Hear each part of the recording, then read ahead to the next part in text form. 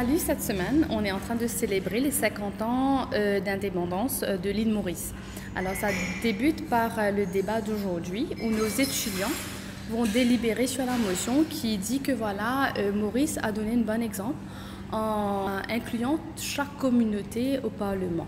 Est-ce que c'est bien ou pas? Alors aujourd'hui, nos étudiants vont débattre là-dessus. On a comme invité les étudiants de Middlesex University. On a des juges de Middlesex University ainsi que des juges de chez nous.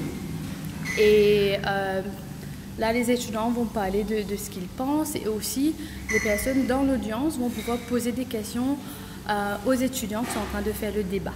Alors le but, premièrement, c'est que nos étudiants qui sont majoritairement de l'Afrique, le but c'est vraiment de les faire connaître l'histoire de l'île Maurice et comment on a pu se développer après l'indépendance.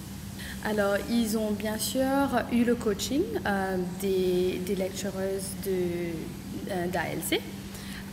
Ils ont fait beaucoup de lectures, ils se sont renseignés par rapport à tout ce que les personnes éminentes à Maurice ont fait avant l'indépendance et après l'indépendance. On aura deux équipes, une équipe qui va être pour et une équipe qui va être contre. Et après, on aura les juges qui vont dire quelle équipe a bien délibéré, a bien comme si proposé ses arguments et va par la suite dire qui a bien fait et qu'est-ce qu'il faut faire pour la suite pour améliorer sur l'argument. Après le débat d'aujourd'hui, jeudi de cette semaine-ci, on a un guest lecture qui va venir. Alors c'est Dr Saldar Reddy, qui est un historien.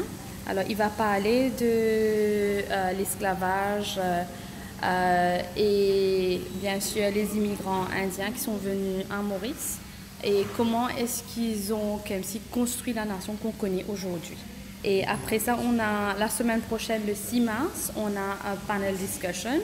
On a plusieurs personnalités qui vont venir. On a le Permanent Secretary du ministère de l'Éducation qui va venir, Madame Jayavadi Subban. On a aussi M. Mohamed Karim Bokas qui va venir, qui est le Chief Officer du département de Civil Aviation. On a aussi M. Kim Chang-Moulum, qui est le former Deputy Director of the National Audit Office. Et finalement, on a M. Kugan Parapen, qui est le Senior Fund Manager à Axis Group. Il est aussi un politicien. Alors, sur le panel, on va parler vraiment du développement de l'île Maurice après l'indépendance. I will be the MC for this debate. So the format of the debate will be British Parliament because to allow the speakers to bring fact and explain and also tell us more into details of what the motion is about and also help us examine, is this actually real, does it make sense, does it have facts which support it? Yeah.